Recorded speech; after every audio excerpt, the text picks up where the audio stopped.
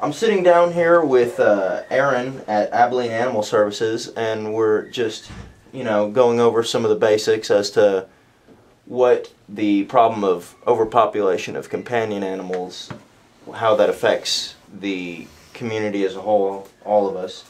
So, Aaron, how would you say that overpopulation of these animals, how would you say it affects the shelter, in terms of numbers? Well, the challenge for us is we have a limited number of space. And with the literally thousands of animals that come into this shelter on a monthly basis, we run out of space overnight.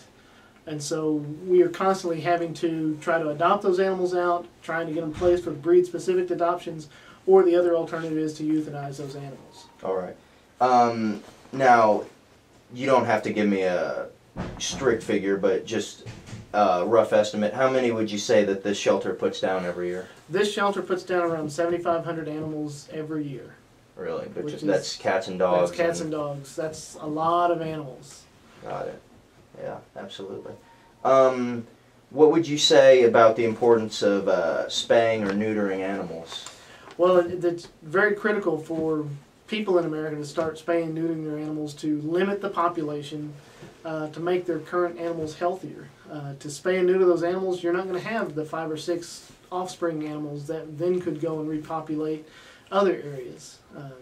2 breeding cats over a 10-year lifespan can make over 2 million animals. So, if you can spay and neuter just one of those animals, that's going to make a break the chain right. there. Exponential growth is something we talked about in class.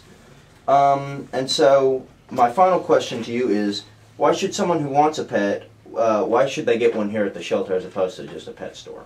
Well, there's a thought that these are just mutts and things like that down here at the shelter, but we have very, very good animals.